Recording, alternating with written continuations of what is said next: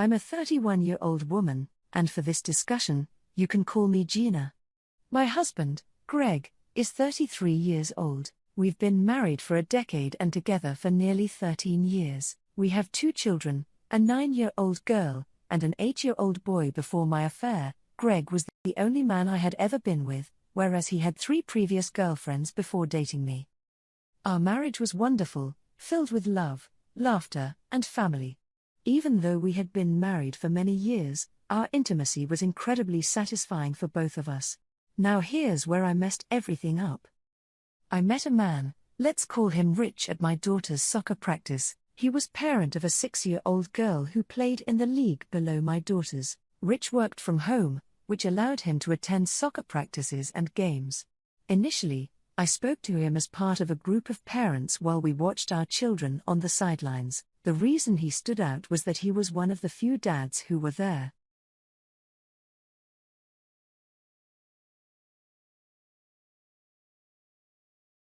That he would always come over and stand near me at every practice, even when I was with other moms. These conversations led to an uncomfortable discussion where he confessed he had strong feelings for me. I made it clear that I was happily married and that we needed to stop talking. He respected my decision and backed off. Strangely, even though I rejected his advances, I found myself enjoying the attention. I know it was terribly wrong, but I want to be honest and share what I was feeling. Eventually, he brought up his feelings again and asked if I would meet him for coffee at a cafe in the neighboring town. Initially, I refused, but later I decided to meet him with the understanding that it would be a one-time coffee meeting and nothing more. Looking back, I realized that just talking to him was a form of cheating and a complete disrespect to my husband and family, but I couldn't seem to stop myself. At the end of our private meeting, just before we left for our children's practice, he suggested that I come to his house the following day at the same time. He handed me a piece of paper with his home address. I initially declined, but he gently kissed me, and I'm ashamed to admit that not only did I kiss him back, but I kissed him again when he pulled away. The next day, we met at his house and engaged in an affair. There was no conversation or build-up, we just went ahead with it. As I looked around and saw photos of his beautiful wife and child, I became deeply upset with myself. Thoughts of Greg and my kids overwhelmed me, and I burst into tears, telling Rich that I couldn't continue this. We cleaned up, got dressed, and left in our separate cars for our children's practice. During the following week, I made an effort to avoid Rich at soccer practice. When I finally did speak to him again, I firmly told him that I wanted no further contact with him. In response, he handed me a note containing the name and address of a hotel in the same neighboring town. He mentioned that he wanted me to meet him there the next day at our usual time, but understood if I chose not to. I simply said, "No, I can't," and left. That night I stayed awake, contemplating how this situation could destroy my marriage and family if it ever came to light. However, I foolishly believed the risk was low since never communicated through calls or texts. All our interactions were verbal or through handwritten notes. I had no intention of going. But I eventually gave in and met him. Similar to our first encounter, it ended with me in tears, telling Rich that we couldn't continue this. This time he agreed, but he believed our intimate moments were worth the risk. We parted ways and remained apart for a whole month, with no contact except for brief conversations during soccer practice and games when talking to other parents. What's most troubling is that during one of the games, my husband Greg and Rich ended up chatting for over 20 minutes. It made me feel terrible. But in a twisted way, it also excited me for some reason. Fast forward to my D-Day, the day my husband discovered my affair, the absolute worst day of my life, already crying. Rich and I had a conversation at soccer practice the day before, and came to an agreement that we shouldn't meet anymore. We were both happily married and loved our spouses and children. However, here's where I made a really terrible mistake. We decided to meet one final time. I know some people here might find it hard to believe, but it's the truth. Dav was supposed to be our last meeting. Didn't want to meet at Rich's house because I couldn't bear to see the photos of his wife and child, so I suggested that he come to my home instead. The plan was for him to park on the nearby street, walk over to my house, and enter through the side door where I would let him in. Since it was lightly raining and there was no one on the street, I thought he did so without Anvo noticing. I took him to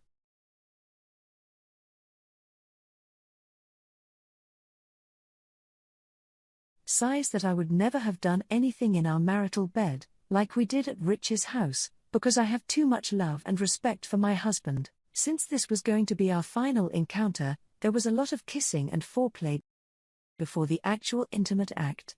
I'm not sure what came over Rich, but he suddenly panicked and attempted to rush past Greg, who was blocking the door. Greg is quite tall, standing at over 6 feet and weighing nearly 230 pounds, whereas Rich is around 5 feet 10 inches and weighs only about 160 pounds. As a result, Rich bounced off Greg and fell backward to the floor. Undeterred, he got back up and tried to charge at Greg, but this time, Greg took a step forward and forcefully pushed him back. The force of the push sent Rich flying backward, causing him to collide with one of the window screens and fall out of the window, landing on a large bush in front of our house. It was shocking because he was completely unclothed. I was in tears and pleaded with Greg to stop, fearing that he would harm Rich, and I didn't want Greg to face legal trouble.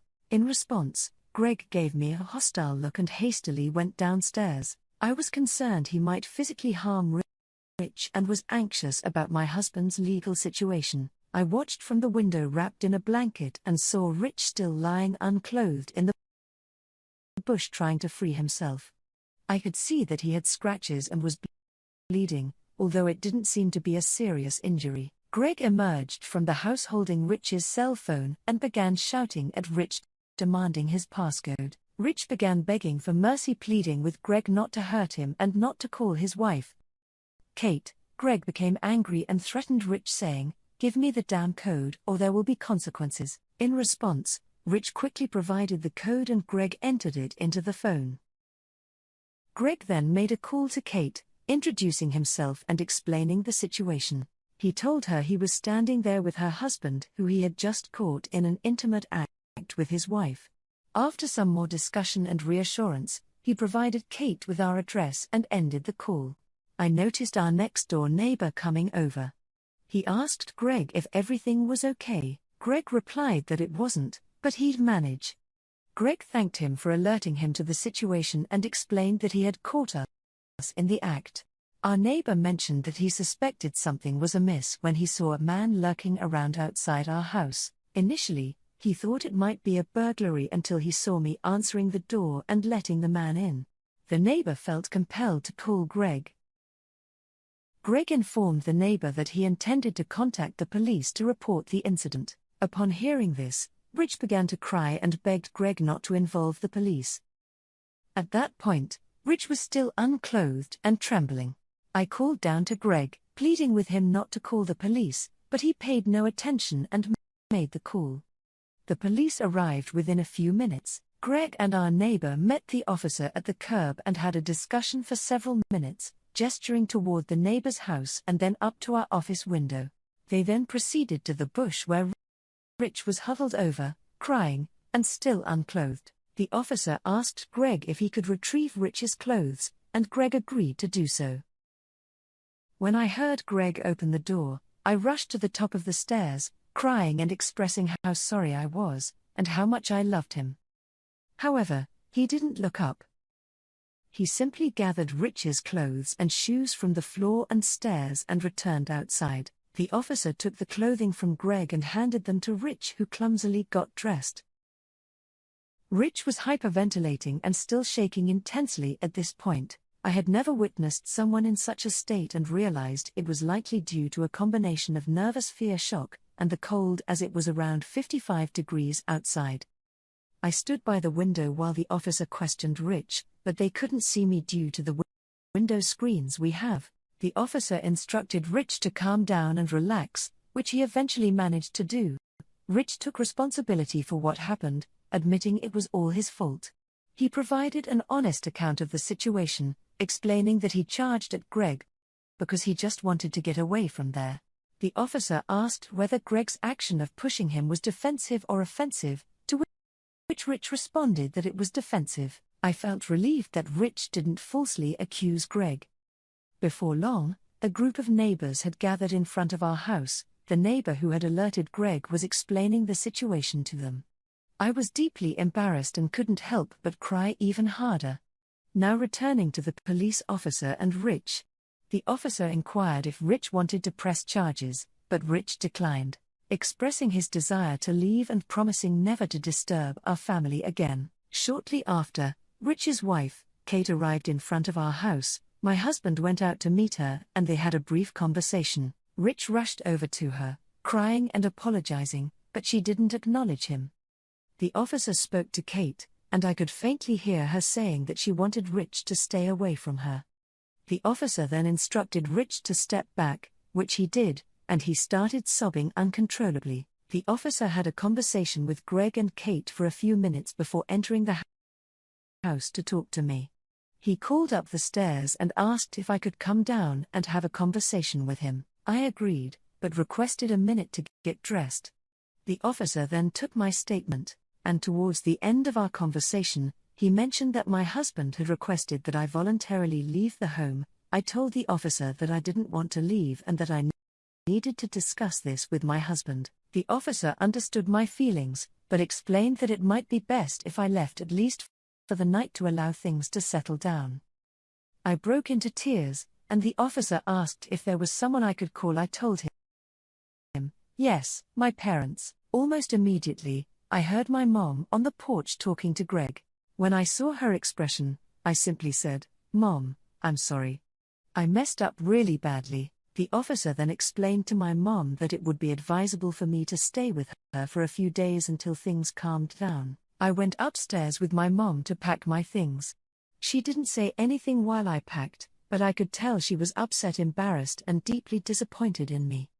Once my mom and I came downstairs and went outside, only the officer was there, along with several neighbors who were still on the sidewalk talking. The officer informed us that Greg had gone to pick up the kids from school and would be taking them to practice, followed by dinner. He mentioned that Greg had requested that I close and lock the door, and he, Greg, would get in touch with me in a few days to talk. Upon returning to my parents' house, both Mom and Dad reprimanded me for ruining my marriage. I simply apologized and expressed my determination to regain Greg's trust. My dad, however, told me that it was unlikely to happen and that I should start preparing for a divorce. This news brought me to tears, and Mom asked him why he would say such a thing. He responded bluntly, "Because it's true." Over the next 2 days, I sent texts and called Greg repeatedly, but he didn't respond. Then on Wednesday evening, he sent a text suggesting that we meet on Saturday morning at our house to discuss our next steps. In that same text, he mentioned that he had already talked to our kids about what happened, and I couldn't believe he had done this without me. I feared that our kids might now despise me. In another text message, Greg informed me that he had pressed charges against Rich and obtained a 30-day restraining order, TRO. I disliked hearing this news because I just wanted this nightmare to be over. To make matters worse, the incident had been reported in the police section of our local newspaper. Although it didn't mention names or our house number, it did reveal our street name and made it clear what had occurred. Saturday arrived, and I felt a mix of excitement and nervousness about seeing Greg again. My dad and Mom drove me to our house and stayed on the porch as Greg and I met inside. I told them they could leave, but Greg insisted on them staying, as he didn't trust being alone with me. When I approached him for a hug, he held up his hands to keep me at a distance. We sat down and he handed me separation papers. I broke down in tears and pleaded with him, saying, "No. Please don't do this." I continued to beg and express how deeply sorry I was and that I loved him, only him. However, he responded with a firm no and began explaining the contents of the separation papers. Despite my continued pleas, he kept on explaining the details of how the separation would work. He mentioned that I could move back into the house, but I would be staying in the office, which would remain as it was when I left. He then talked about splitting our bank accounts evenly and dividing the equity in the house in case it was ever sold. However, he emphasized that he wanted me to waive any claim to his 401k retirement account. He went on to explain that starting the following month, I would be responsible for contributing 35% of our living expenses, which included the mortgage, insurance, utilities, car payments, groceries, and so on. Given that I didn't have a job, I would need to pay him this amount for my share of the savings. He made it clear that all of these terms were spelled out in the separation agreement and advised me to consult with a lawyer to review it. I expressed my reluctance to involve a lawyer and reiterated my desire to talk to him about our relationship, but he calmly but firmly stated that there was nothing left to discuss, and that he just wanted to officially separate from me. He also clarified that he would only communicate with me regarding matters related to our children, or when our children were present during the conversation. Anything else I said would be disregarded. With tears in my eyes, I asked if he planned to divorce me, to which he replied, "Right now. That's my plan." I told him I couldn't imagine living without him and that I was willing to fight with all my strength to keep our relationship intact. He simply stared at me with disgust and burst into loud laughter. Following that, he called my parents into the room and put his parents on speakerphone, explaining everything he had just told me to both sets of parents. It felt like a business meeting, but for me, it was sheer torment. All I could do was apologize to Greg. This all unfolded earlier today, and now I find myself here in the office writing this post at 1:44 a.m. because I can't sleep. When I talked to my sister earlier, she gave me some valuable advice and suggested I post here to see if any readers might offer additional suggestions that could be helpful. So here I am, seeking guidance. What should I do? Have I irreparably damaged my marriage? Is there any hope of reclaiming the beautiful life I destroyed, or is it lost forever? I welcome all responses, even the critical ones. Right now, I feel like an outcast with no one to turn to. My sister has been supportive, although she too is disgusted with my actions. Thank you in advance for taking the time to read this and for any replies you may offer. Gina. A lot has transpired in my life since my last update. Firstly, I want to express my gratitude to everyone who responded to my original post. Reading all the responses provided me with some solace, even though many of them were highly critical of my behavior. From my own experience, I can attest that not every story has a happy ending. In fact, some endings are truly heartbreaking. Greg and I are now officially divorced, and just typing those words brings tears to my eyes. I still can't fully grasp the reality of it all. It feels like a never-ending nightmare. If you recall from my initial post, my husband and I were living together in our home despite being legally separated. In the beginning, things were distant and cold between us, but over the first month, Greg gradually started warming up. He began talking to me more, even sharing laughter and jokes with me and the kids. I felt optimistic about our progress, and believed that if we continued on this path, we could reconcile. Then unexpectedly, 4 months into our separation, Greg expressed the desire to have a private conversation with me without the kids. I thought it might be a discussion about taking the next steps towards reconciliation, but to my shock, he told me he wanted a divorce. I was utterly devastated. I know the term devastated is used frequently in these posts, but I can assure you that I truly felt that way. Greg clarified that while he would always have deep care for me as the mother of our 2 beautiful children, the love, passion, and trust he once had for me had vanished. I did everything I could to change his mind, but his decision was final. We hugged, but it didn't feel like the embrace of a husband and wife, it was more like 2 friends. Since we had been separated for nearly 4 months and had already agreed on the division of assets and custody in our separation agreement, the divorce process proceeded swiftly and was finalized in February of this year.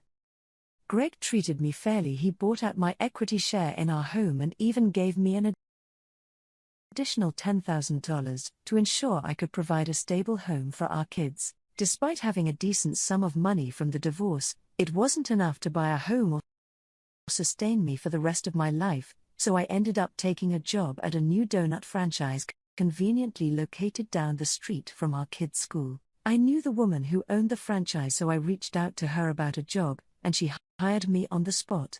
Despite what you might assume, I genuinely enjoy working there.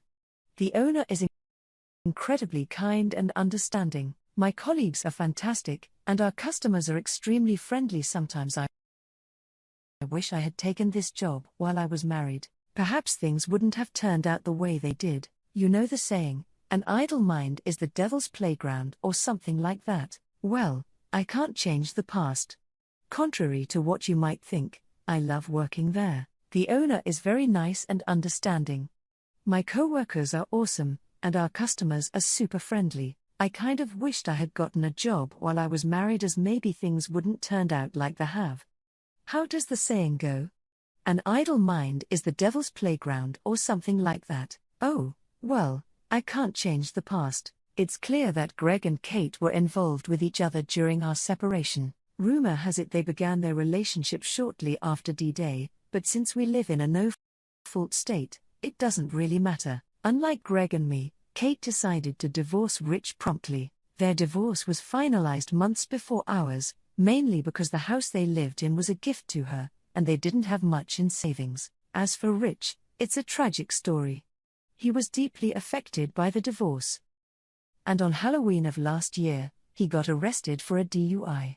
Apparently, it was his second offense. Kate used this to gain full custody of their daughter, and now Rich only has supervised visitation, which takes place at Kate's parents' house because Greg and Kate don't want to see him, and Rich is afraid of Greg. I heard all this through gossip.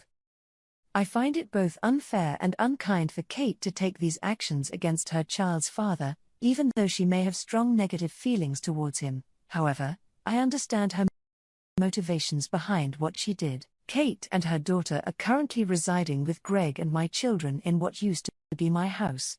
Although it's no longer technically my house, I still think of it that way. This whole situation is really disheartening, and I try my best not to dwell on it, though it's a constant presence in my mind. I attempt to convince myself that what's happening with Kate is just a passing phase for Greg, much like the phase I went through with Rich. Kate is young and attractive. She's 26. So she's like a new distraction for Greg. Given the stressful circumstances that brought them together, I doubt their love is genuine. Nonetheless, I still hold on to the hope that Greg and I will eventually reunite. In the meantime, I genuinely wish him and Kate all the best. Recently, I received news that my contact with Greg will be further limited.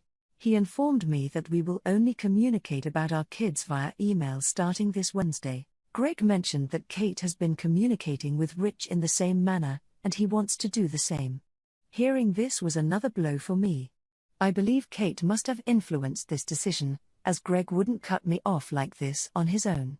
As for myself, I've been dedicating most of my time to decorating my new apartment and making it a comfortable space for my kids. It only has 2 bedrooms, so things are a bit tight, but we're managing. I wish I could go back and change the past, but that's not possible. So I'm focused on moving forward. One small step at a time. This is where I currently stand. Thanks for taking the time to read this. Alright. That was a fun story. Now let's move on to another exciting one. Stay tuned and let's dive in. I met my wife when I was 16 years old, but we tied the knot when we were both 21. And we welcomed our daughter at 22. Now we're both 47. The day I discovered her infidelity was rather unusual. I woke up that morning feeling unwell. I nearly considered calling in sick to work, but instead, I went in, although I ended up leaving early. In hindsight, I'm grateful I left work early that day. My wife also had a job. I can't help but wonder if it was something I ate the night before or some random illness. By the way, she was an excellent cook, probably the only thing she excelled at now that I think about it. One significant warning sign that I completely overlooked was her best friend Kay, who happened to be single and frequently changed partners. She would share her escapades with my wife, and yet my wife would assert that could never live that kind of lifestyle and expressed her happiness in marriage and family life. Ironically, Kay, her best friend, had even been involved with my wife's college boyfriend. But this was her closest friend. The company you keep says a lot about you.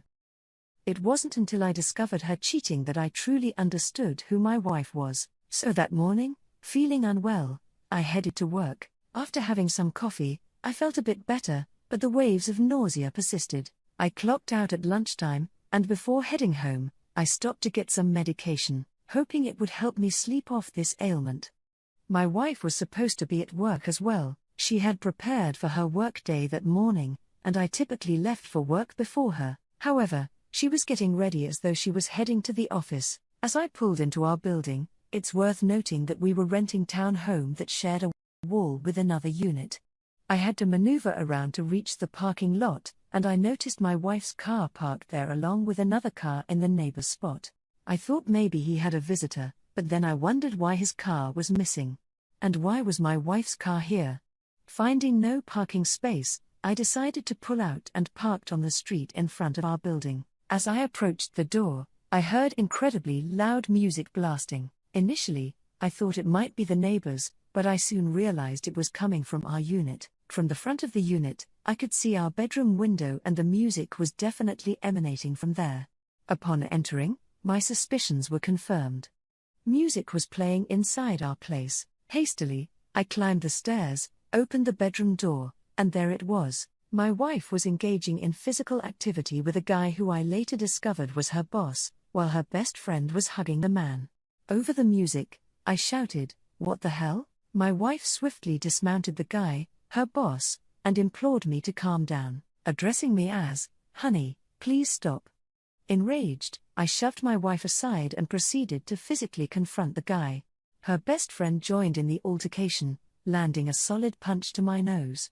Although it wasn't broken, I needed medical attention to set it straight. Attempting to sue her and her boss for their involvement with my wife is another complicated story, far from the simplicity of internet advice. My wife and her best friend started brawling amongst themselves, creating an utterly chaotic scene.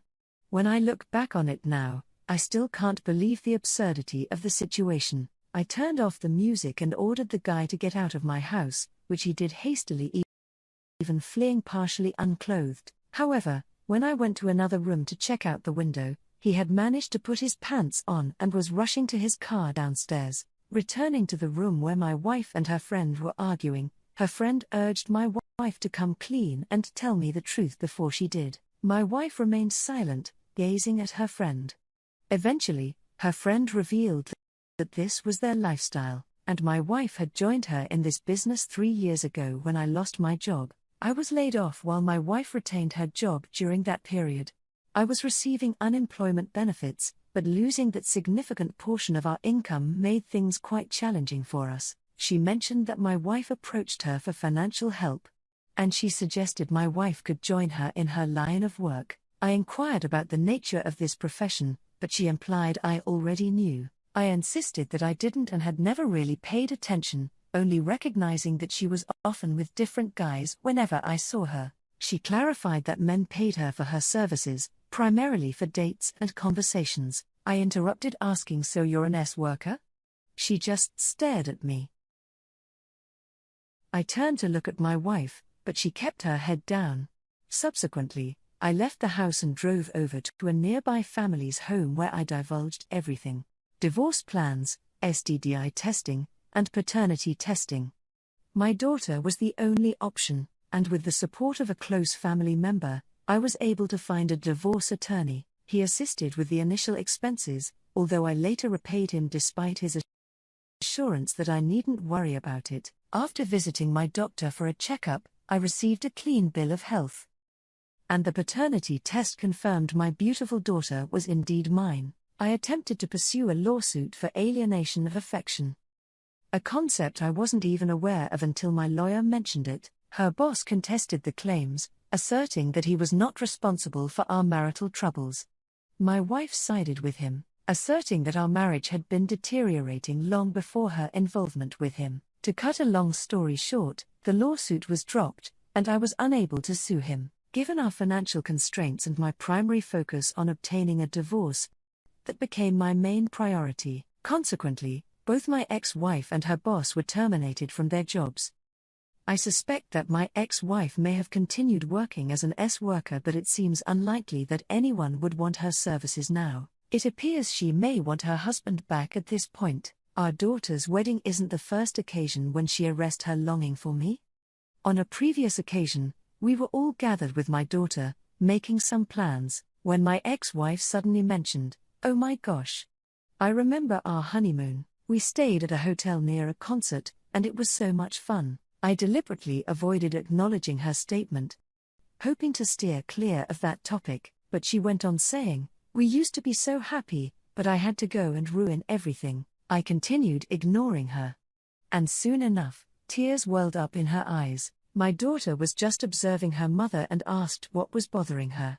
My ex-wife confessed that she had ruined her own life and felt like she had nothing. She expressed how she was trying to communicate, but felt like no one was listening to her. She pleaded with my daughter to promise that she would do whatever it takes to keep her own family together and not repeat her mistakes. I struggled to suppress my laughter, but I couldn't hold it in entirely. And both my daughter and ex-wife turned to look at me. I quickly excused myself to the restroom, where I couldn't help but burst into laughter. I couldn't believe this woman. I even poked fun at myself while looking in the mirror. After composing myself, I returned to the main room and we resumed our planning.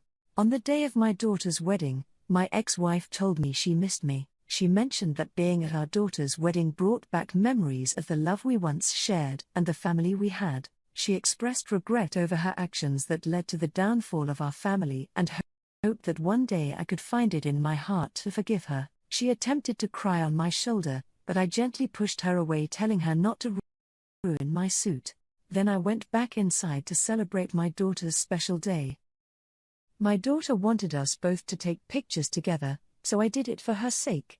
Honestly, I can't stand being around this woman, but she always seems to find her way to me. I tried mingling with others, making sure everyone was fine, but when I turned around, she was right there behind me. I asked her politely, "Can you please step away?"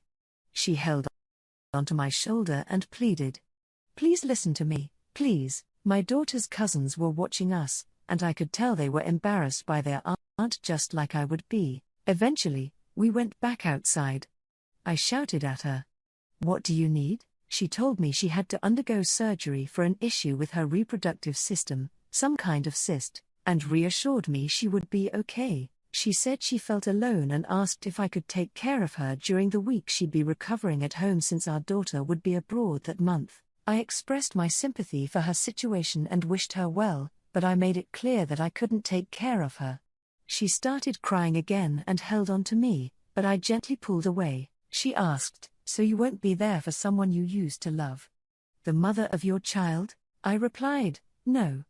Then I inquired about her best friend Kay, and she informed me that Kay was in a psychiatric hospital due to pills problems that had messed up her brain. She seems to be facing a lot of problems now, and she even attempted harm to a family member who tried to support her. I responded with a simple "oh," and turned to go back inside. Right after that, my ex-wife left. I noticed her talking to our daughter before leaving, wiping tears from her face, but that wasn't the end of it. She managed to convince our daughter that I was a terrible person for not helping her during her surgery week. Our daughter got angry and upset, thinking she might have to cancel her trip and lose the money she'd already spent on it. I have no intention of taking care of that woman ever. She should arrange for professional nursing care or something like that. It's not my responsibility. I'm not surprised at all by my ex-wife's friend Kay and her pills problem. I recall telling my ex-wife before that I suspected Kay was using something, and I meant it. She always had this hyper demeanor and sometimes seemed jittery, but my ex-wife used to insist that it was just her usual behavior. No. I think she probably had a history of pills use, and she may have accidentally taken something laced with something harmful. When my daughter called me, she was in tears, saying I was being too hard on her mother. She understood what her mom had done to me, but she believed I should still be there for her, as it's the right thing to do. I told her that it wasn't going to happen, and I wouldn't be taking care of her mom. She has other family who should take care of her, and it's not my responsibility. I made it clear that I wanted nothing to do with her mom. I tried to explain this to my daughter, but she just couldn't seem to grasp it. Nonetheless, My daughter didn't cancel her trip. She went ahead with it. My ex-wife made one final attempt to get me to help her, and it came with tears. I received a call from her sister's phone and briefly spoke to her sister. She said, "I'm calling on behalf of my sister, your ex-wife. She wants to talk to you." I declined and explained that I knew what this was about, and I didn't want to hear it. Her sister went on to say that no one else was available to help, and the surgery needed to be done urgently. She even offered to pay me to do it, but I firmly refused, saying there's not enough money in the world to make me help. I asked her to stop calling me. My ex-wife then got on the phone and asked me to stop being so stubborn and do what I'm supposed to do. I pulled the phone away from my face and just stared at it thinking, what am I supposed to do? I thought to myself, is she joking? I brought the phone back to my ear and asked her what she meant. She replied, yes. We're divorced, but we were once married. And we used to be in love. Love doesn't just vanish. How can I still have so much love for you? Well, you don't feel the same for me. You love our daughter, but you don't love me. It doesn't make sense. In response, I wish her luck with her surgery and then hung up. Afterward, I blocked her sister's number. I went ahead and blocked every one of her family members in my phone because I didn't want people texting or calling me pleading with me to come take care of her. She's not my responsibility. If she hadn't betrayed me and still been my wife, I'd have done anything for her, but considering the way she wronged me, possibly jeopardized my health and tore my family apart, you're telling me I should help her. It's my duty as an ex-husband. Is that really a thing? Honestly, if any ex-husband is going out of their way to assist their ex-wife who hurt them, something seems seriously wrong and they should seek help. It doesn't make sense to me, just like her best friend Kay, who ended up in a psychiatric hospital due to similar issues. I haven't heard from my ex-wife, and I have no idea how her surgery went. Truthfully, I don't wish harm upon her, but I hope her surgery went smoothly. I'm not that kind of person, but I won't be persuaded to come care for her. Help her get back on her feet only to be mistreated again.